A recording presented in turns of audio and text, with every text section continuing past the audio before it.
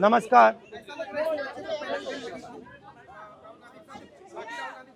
नहीं, देखिए, आप बोल रहे हो कि पैलेट गन लगी है, मगर मैं ये समझाना चाहता हूं पैलेट गन कब लगी है। पैलेट गन तब लगी है जब मेरे भाई हिंदुस्तान का तिरंगा लिए ऐसे पीसफुल प्रोटेस्ट कर रहे थे। सरकार ने कहा है कि कोई पैलेट गन यूज नहीं हुई है, कहा है ना। ये देखिए, ये है पैलेट गन, थोड़ा घूम जाओ। इसको कहते हैं पैलेट गन, इसको कहते हैं पैलेट गन।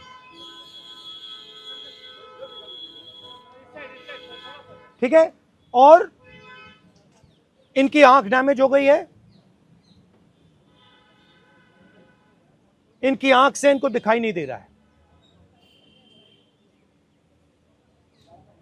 तो ये हमारे फ्यूचर है हिंदुस्तान के। ऐसे हजारों युवाओं पर पैलेट गन चलाई गई है, लाठी चलाई गई है, मारा गया है, पीटा गया है।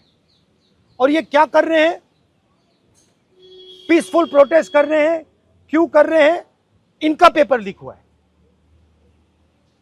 इन्होंने पुलिस का एग्जाम किया, मेहनत की, सालों मेहनत की, और फिर एक दिन इनको बताया गया कि भैया पेपर लीक हो गया है, आपके पास 60-70 लाख रुपए नहीं है, जिसके पास है वो पेपर खरीद के चला गया, आप जानो, आपका काम जाने। और ये लाखों लोगों के साथ हुआ है। इनके माता पिता ने मेहनत के पैसे से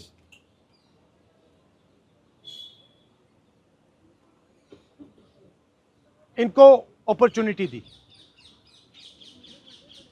तो सरकार को झूठ बोलना बंद करना पड़ेगा। सरकार ने हमारे फ्यूचर पर आक्रमण किया है, और फ्यूचर क्या कह रहा है? फ्यूचर सिर्फ 3 चीजें कह रहा है। पहली बात, जो एजुकेशन मिनिस्टर है, जिसके कारण यह हुआ है, जिसके कारण ये बाहर निकले हैं, पीसफुल प्रोटेस्ट किए हैं, जिसके कारण पेपर लीक हो रहा है, उसको सैक किया जाए। दूसरी मांग कि ये जो हमारे फ्यूचर पे गोली चलाए हैं, लाठी मारे हैं, उन पर कार्रवाई होनी चाहिए। और तीसरी मांग कि नरेंद्र मोदी जी, जो पूरे सिस्टम के ऑपरेटर हैं, वो ऐसे जैसे हजारों युवाओं से माफी मांगे।